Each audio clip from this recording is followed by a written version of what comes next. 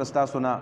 زر ممکن دا سر ته ورسوي نو شپږ ورځو کې دنه چې کله سر ته رسېدو نو لوږه ډېره زیاته وه او د یخنۍ موسم دی ډېر خطرناکه یخني ده او په یخنۍ کې خو سړی وږی کېږي هم ډېر زیات د خوراک څه نشته وایي صحابه کرامو په هغه جنګ کې د خپلو خېټو پسې کمرې تړلې وي اوس دا کمرې ولې تړلې د دې ډېر وجوهات او عالمانو ویلي دي ملا علي قاري حنفي رحمه الله لیکلي دي وایي دا کمرې څه خاص کمرې وي څه خاص کمرې چې دا کمر بچا په د خپل بدن پسې وتړو نو د لوږه به ختمېدله لکه څنګه چې سړی کله سخته ګرمي واوره به ځان پسې ونیسي هغه د ګرمي ختمه شي دا قسمه قسم یا قسمه قسم داسې لوشنې دي او داسې قسمه څه داسې لیکوډ او مایعات دي چې سړی په بدن باندې راکاږي نو څه خاص اثر په بدن باندې کوي نو دا کمر یو داسې معروف کاڼی و چې دا بچا په بدن پسې وتړو د لوږه به ختمېدله دا هغه رایې ده یو بل رای عالمانو ویلې ده چې د دې اصل مقصد دا دی چې دا کاڼی کله د خېټې سره ولګي نو دا به تړو دا کاڼی به چې وتړو نو دا معده به د معدې ته به د دې کاڼي دا یخوالی ورسېدو ځکه علاقه ګرمه علاقه وه او یخ دلته یخنیم ده دا کاڼي نور هم یخ دي دا معده به یخه شوله چې کله یخه شوله نو په دې طریقه باندې به معده بیا دې ته به یو قسم قدرتي طور باندې به دې ته لوږه نه رسېدله لوږه به ورته نه میلاوېدله بار تقدیر خو ملګرو کاڼي تړلي دي وی نبی علیہ السلام چې کله ورکوشو نو کله چې داسې دا ماتوړ وهو نو دا خېټه ښکاره شوله نبی علیہ السلام په خپله خېټه پسې دوه کمرې تړلې وي نبی علیہ السلام وږی شوی دی ډېر زیات دې دوران کې بخاري حدیث ته یو صحابي دی جابر رضی الله عنه هغه ولیدو نبی علیہ السلام چې رسول الله صلی الله علیه وسلم کمرې تړلې ډېر زیات پریشانه شو خفه شو د الله رسول دی هغه ګوره د لوږې د لاسه کمرې په خېټه پسې تړلې دي وی لاړو سیده او خپلې ښځې ته وویل چې د خوراک بس نه چې نبی علیہ السلام ماښام راولو میلمې کو ډېر زیات وږی دی وی هغې ورته ویل چې یو دا جن ورکوټی شانې یو چیلی دی د شپږو میاشتو ورکوټی چیلی دی داسې درې څلورو کسانو کېږي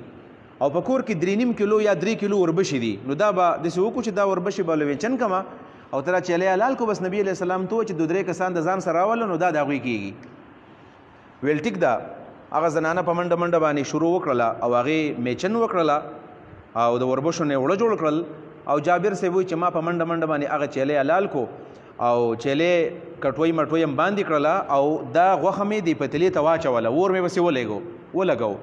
او ښځې داسې کار وکړو چې هغه میچن چې کله وشوله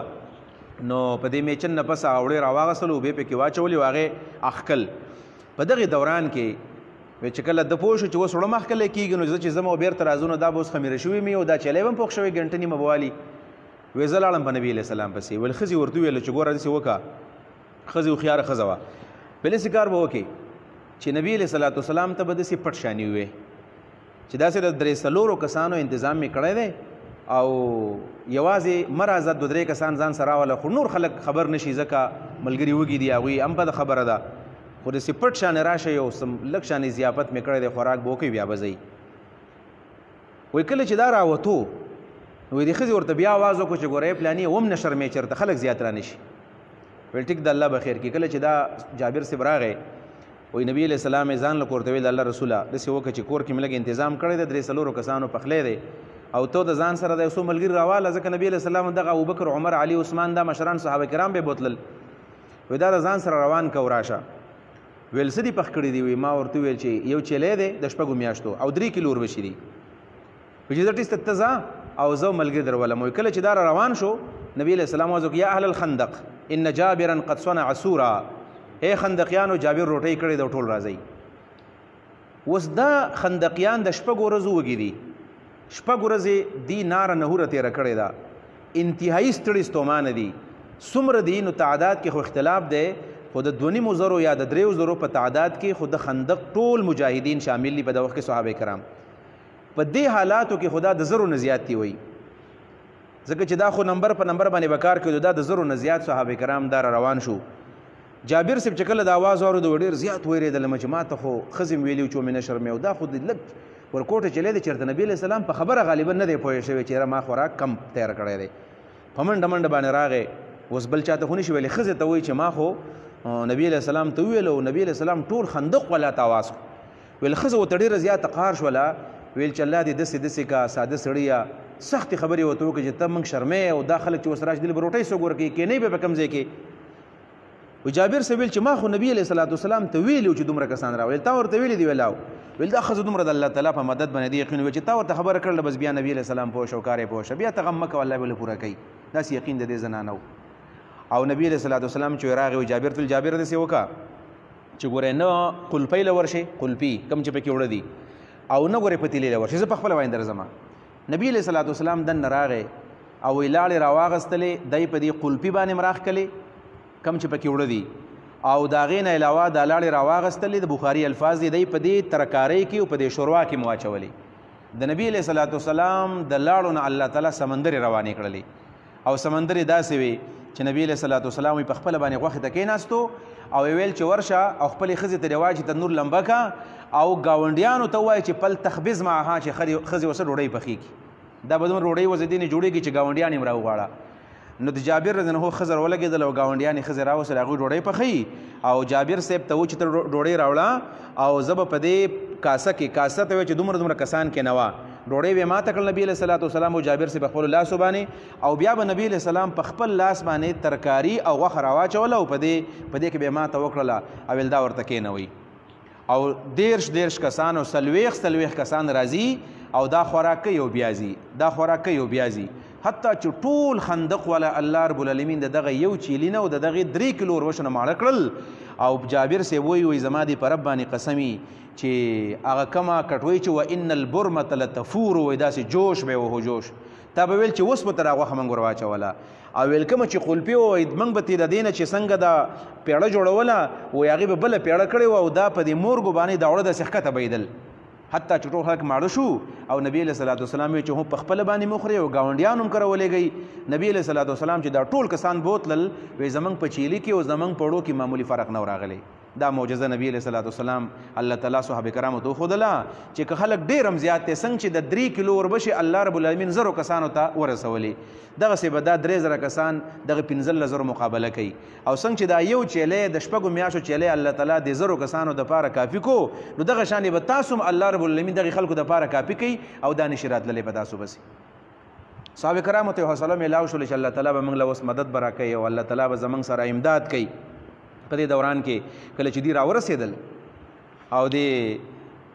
مدینې ته راورسېدل او دې خندق یې ولیدو نو حیران شو چې دا خندق کله کنستلی شوی دا دومره لوی څومره دی د هغوی اوسان خطا شو او د نبي علیه الصلاة والسلام کمال تجربې ته هم حیران شو چې دا څومره هوښیار انسان دی یو ورته وویل چا او بیا په دې دومره لږ وخت کې تیاری څومره وکړو دا خندق خو ته چا ویلی دې سه بلکل د مدینې خلک ناشنا او نبی علیه الصلاة والسلام دا کم چې جوماتونه دي 5 مساجد او 7 مساجد په دې ځایونو نبي علیه السلام صحابه کرام کېنول حضرت علی رضی الله عنه کمان کو په دې وخت کې نبی علی سے ولاړ دی نوجوان صحابي دی په دې وخت کې او په دې لوړ ځایونو ورته ولاړ دی او دغه میدان ته دغه دی راورسېدل نو په دې دوران کې د ابو جهل کم زوی چې دی اکرمه رضی الله عنه وروسته صحابي دی بیا صحابي شوی دی مسلمان شوی دی او دا ډېر زیات جرأتمند و په کوپر کې هم دا ډېر جرأتمند و حتی چې حضرت معاذ رضی الله عنه چې کله د پلار یې وجلی و په غزوې بدر کې نو دا راغلی او د حضرت معاذ په دې مټ باندې گزار کړو په یو گزار ته لاس خیژولی او یو گزار ته لاس کټ کړو د کوپر په حالت کې هم ډېر بهادر او ډېر شجاع او بیا د اسلام په حالت کې هم ډېر شجاع دی او ډېر بهادر دی خو ده وایي داسې کار وکړو چې د خپل اس راواړو د خپل اس راړولی دی خو بیا د حضرت علي صاحب پسې لږه منډه والې ده واپس تللی دی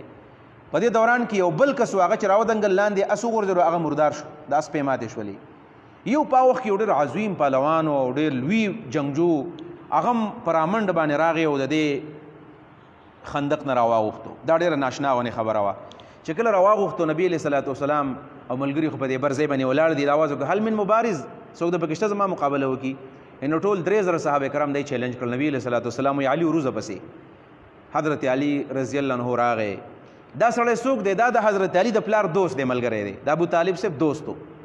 دغه زمانې د پلار او د په منځ کې دوستانه ده چې راغی ته خو علي نه ویل یمه ته خو زما د ملګري بچی په ارام کښېنه ته خو د ځواني خوبونه هم لیدلي او کشر هلک یې لاړ شه چېرته سم سړی راوبسه مقابلې له خیال یې دا و چې خو مې د ملګري زوی دی او دویمه دا ده چې دا ماشوم هلک دی او دسه ماله مقابله خوند هم نه راکوي نو حضرت علي صاحب ورته ویل چې الله تعالی ستا د مردارو لپاره زه رالیږلی یم زما د لاسه به ته مردارېږي په دې غوسه ورغله چې دا زما د ملګري بچی دی او دومره کشر دی او ما له داسې جواب راکړو ویل فوراً یې په دې حضرت علي صاحب باندې په تورو باندې ګزار وکړو حضرت علي خو شیر خدا و اخو د الله رب العالمین د طرف نه زمری و اخو د نبی علیه السلام زمری و داغه د گزار نه ځان بچ کو فورا چې په هغه باندې کله گزار وکړو نو پړومبي گزار باندې وای داغه په دې سر چې گزار وکړو د خلی پورې دا ټوله خبره ولې ختمه کړله او چې کله را پرېوتو دوی چې وکړل چې دومره عظیم پهلوان هغه د حضرت علي مقابله ونه کړله موږ د دې مقابله نشو کولی په دې دوران کې صرف د نیزو جنگ شروع شو د کمرو جنگ شروع شو نو په دې کې نیزو د کمرو په جنگ کې خو څوک خوږ شول یو صحابي په دې ټیم کې حضرت معاذ سعد ابن معاذ رضی الله عنه هغه په هغه باندې غشې ولګېدو او چې غشې په کله ولګېدو په داسې ځای باندې غشې ولګېدو چې هغه رګو او د دې رګ نه مسلسل وینه تلله د ماښام پورې دا جنگ شروع دی حتی د رسول الله صلی الله علیه وسلم نه د سار ماسپښین مازیګر ماښام دا څلور منځونه د نبي علیه صلات وسلام نه داسې قضا شو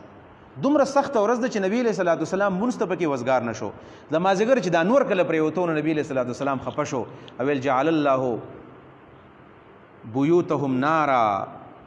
الله تعالی ملأ الله بیوتهم نارا الله تعالی د دې کورونه ایو حدیث کې قبرونه راغلي د اور نه دی الله تعالی ډکي ځکه شغلونا عن صلات الوسطى د مازیګر مونځ رانه قضا کو په دې ډېر خفه شو او بیا ماسوتن نا وخت نبی علیہ الصلوۃ والسلام دا ټول منځونه په ترتیب باندې وکړل قضا او د ماستون سره ټول منځونه وکړل خو په دې شپه باندې چې حضرت معاذ سعد ابن معاذ ته و اغا زخمی دی مسلسل دغه نبی نه بیدا مسلسل دغه نبی نه بیدلې دا او جمعات کې نبی علیہ الصلوۃ والسلام په دغه جمعات کې نبی علیہ الصلوۃ والسلام ول بیا خیمه لګولې و او په دې دوران کې د نبی علیہ السلام سره بهر ملمانه راغلي جمعات کې هغه هم شپه کړې و او ساعت سه پکې مشپه و وای دومره وینه تتلې وه چې د شپې هغه میلمانه د هغوی د خیمې ته د سعد صاحب نه وینه لاړله هغوی چې کله وکتل چې دا وینه نه ویرېدل راپاسېدل چې دا چېرته سیلاب د وینې راغی چې که وکتل د سعد صاحب د هغه د بدن وینه ورالله او دقه وجه وه چې د وینې د تلو د وجې نه هم سعد صاحب په دې کې بیا شهید شوی دی سعد صاحب په دې کې بیا شهید شو یو په دغې ورځ باندې بیا یو بله فیصله انشاءالله سبا بل اوس درس کې بیا وایو غزوې بنو قریظه کې د هغه ډېر لوی کردار هم دی او په ده باندې بیا نبي علیه السلام فیصله هم کړې ده خو په دې جهاد کې کله چې د ماښام پورې د حالات وچلېدلو او نبی علیه صلات وسلام بیا کله منځونه وکړل ډېره زیاته سخت یخني وه او نبی علیه صلات وسلام ویل مسلسل دعاګانې کولې مسلسل دعاګانې 3 ورځې نبی علیه صلات وسلام دعاګانې کړې وې چې الله تعالی زما مدد وکړو دې څه په ظاهر کې موږ جنګ نشو کولی مقابله نشو کولی نبی علیه صلات وسلام دعاګانې قبول شولې او صحابه کرام یې راغونډ کړل او کله چې راغونډ کړل ډېر ناشنا طوفان راغی او په هغې علاقو باندې طوفان راغی کوم علاقه چې دا خندق دی نبی علیه السلام خو کتل کله چې رسول الله وسلم دا ټول صحابه کرام راغونډ کړل ورته ویل چې دا دومره تیز جاکړو طوفان راغلی دی دا زما د الله تعالی طرف نه زما مدد دی معلومیږي دا چې الله تعالی زموږ مدد وکړو او دې خلکو ته به ډېر لوی نقصان رسولی صرف دومره وکړي چې یو کس لاړ شي او وګورئ تاسو چې د دې خلکو څه ارادې دي ځکه چې دا وی کتل چې هغه کم طوفان راغلی دی د شپې نه نو دوی دا کټوۍ مټوۍ یې مو والوځولې هغې واړولې خوراک یې موله خراب کو خیمې یې موله والوځولې ډېر بد صورتحال و کم د خیمو چې کم یو بستي آباد و هغې وله ختمه کړله نبي علیه السلام یې څوک لاړ شي حالاتو جایزه نو په دې ټیم کې څوک نه پاسي ډېر یخني ډېره زیاته ده حالات هم ډېر سخت دي 15,000 کسان دي د یېرې د وجې نه صحابه کرامو ګیر چاپېره خندق کې نستلی دی په دې حالاتو کې بیا تلل دا خو ډېر ګران کار و رسول الله صلی الله علیه وسلم आवाज وکوي حذیفه صاحب چیرته دی حذیفه بن یمان د ده پلار هم په احد کې شهید شوی دی هغه راغی او نبی علیه صلات وسلام ویل ما ته ووایي چې ته لاړ شه او د دې کسانو معلومات وکړه ویل زما دومره یخني کېدله چې زما جامې رپېدلې خبرې مې نه شوې کولی رسول الله صلی الله علیه وسلم ویل زه ځان سره سي ما دې غېږ راکړله سینې سې جوخ کړم د نبی علیه السلام سره چې کله زما سینه ولګېدله وایي زما د بدن نه مکمل یخني ووتله ټول خلق داسې دي چې دا د یخنۍ د لاسه خوځي زه بالکل برابر یم ټیک ټاک یم وایي نبی علیه صلات وسلام چې لېږلم دا د نبی علیه السلام رازدار دی صاحب السر دی د نبی علیه صلات وسلام د رازونو خبرې ټولې د سره وي ده ته ویل ته لاړ شه او دا راز ما ته ووایه او دی په دې وجه لېږو چې په دې حالاتو کې اکثر خلک غلط بیاني کوي ځکه هغه ځای ته څوک رسېدی نه شي نبی علیه السلام په دې وجه دا یاد کو چې که بل سړی ولېږم هسې نو د یېرې د وجې نه خبره بدل وکړي نو دا یې ولېږو او د هغه یخني هم ختمه شوله ویل یاد ساته ته خو ځې ته به ماله صرف او صرف د دې حالاتو انویسټیګیشن کې تحقیق به کې زما د اجازت نه بغیر به هېڅ کار نه کوي بس صرف به لاړ شي او دا هغه ځای حالاتو جایزه به والې ما ته به ووایي حذیفه صاحب وایي چې کله لاړم ما چې وکتل نو ویل د هغوی چې څومره خیمې وي هغه هم ختمې شوې وي هغوی چې ځان له څومره خوراک پوخ کړی و هغه ټول پاستر پروت و هیڅ شی د دې نه پاتې، یو ځای کې خلک خفه ناست دي او بل ځای خلک خفه ناست دي، ټول حیران او پریشان دي او لولي خلک په دې کې د بنو غطفان په شان خلک چې په جنگونو کې خلکو د هغوی نه پناه غوښتل، هغوی ناکام شوي دي. او د دې ټولو احزابو مشري دا چا کوله؟ دا ابو سفیان صاحب کوله. وروسته مسلمان دی، د نبي علیه السلام سخر دی، د ام حبیبي پلار دی، حضرت معاویه صاحب والد محترم دی. دا ابو سفیان صاحب ول داسې کار کړی دی چې د یخنۍ د وجې نه چې ځان ګرمۍ نو اور یې بل کړ، ټولو خلکو ځان له ورونه بل کړي او ناس یې ګرمیږي ورته. ویل ابو سفیان صاحب ما ولیدو چې ده هم ځان ګرمو ورته، او ویل د ډېر یخنۍ د لاسه د خپل لمنه اوچته کړې وه او د خپله خېټه یې ورته ګرموله. نو ویل ما وویل چې دا خو موقع ده، نو د یو کمر شاته پټ شوم او دا کم زما چې کم غشی وی هغه مې برابر کو. ویل بالکل د ده د نوم دی غوټۍ ته ما برابر کو چې دا ما ویشتی شو. ویل ما چې کله وشتو فورا ما ته د نبي علیه السلام خبر را یاد شو چې ګورې حذیفه زما د اجازت نه بغیر به یو کار ونه کړي، صرف ته به راز راوړي. بس وی خپل غشی مې بیرته سنبال کو او د کمر شاته ناست یم او ورو ورو نږدې کېږم حتی چې د ملګرو سره ورننوتلم، د دې خلکو جماعت ته ننوتی دی. ویل په دې ټیم کې ابو سفیان ویل چې لکه ټول راجمع شئ، یو تاریخي فیصله کومه. د خلکو هم دا شوق دی چې اوس ابو سفیان اعلان وکړي چې ځئ جنګونه نشو کولی. ویل دا ټول خلک ډېر زیات په اهتمام باندې راجمع شول او ډېر خوشحاله دي چې اوس به څه فیصله کېږي. ابو سفیان صاحب خو د قریشو مشر دی، قابل سړی دی، هوښیار. وی هغه ویل چې لکه یو خبره کوم او خول داسې وکړي چې د چا خواته څوک هم ناست دی تعارف سره وکړي چېرته پردی را پکې نه ناست. ویل په دې دوران کې ما سره غم پیدا شو چې اوس ما څوک ګیر نه کړي، زه خو نبي علیه السلام را لېږلی یم. ویل یو کس زما نه تپوس وکړو چې ته څوک یې؟ ویل ما ورته ویل چې مړه ته خپل سړی هم نه پېژنې، ته څوک یې؟ یو روایت کې داسې راځي چې دا په یو کس باندې مخکې شوی دی، لکه ته څوک یې؟ نو هغه ورته چې زه پلانی یم. او په بعض روایتو کې راځي چې ده نه چا تپوس وکړو نو ده ورته ویل چې یاره ته خپل سړی هم نه پېژنې، زه پلانی یم که نه؟ توریه ورته وکړله پلانی یم. ویل چې بس ټیک دی چې خپل سړی خو چې پردی چېرته نه. او د هغې نه پس خبره اتره وشوله. ابو سفیان صاحب پاڅېد ویل چې موږ خو ډېر په غټه جذبه باندې راغلي وو، په ډېر لوی فکر باندې راغلي وو، خو بس زموږ سره زموږ قسمت ملګرتیا ونه کړله او زموږ چې څومره طاقت و هغه ټول طاقت منتشر شو. په کار دی چې موږ دلته کې اوس محاصره وکړو، نو د محاصرې دپاره ضرورت د دې خبر زموږ سره مالی خوراک زموږ سره نشته. نو چې زموږ سره خوراک نشته او دلته موږ محاصره کوو نو دا خلک شاید چې موږ پسې بیا راواوړي، موږ به کمزوري کوو. نو ښه دا ده چې موږ لاړ شو او بیا چېرته بله موقع موږ ته میلاو شي نو بله موقع باندې بیا به موږ راځو جنګ به کوو. او بس چې کله تیاره خورېږي او رڼا چې راځي هغه سړی به تکړی چې هغه ګړندی یو هغه وتلی او په رڼا کې رده بیا پته نه لګي، وختي وځئ.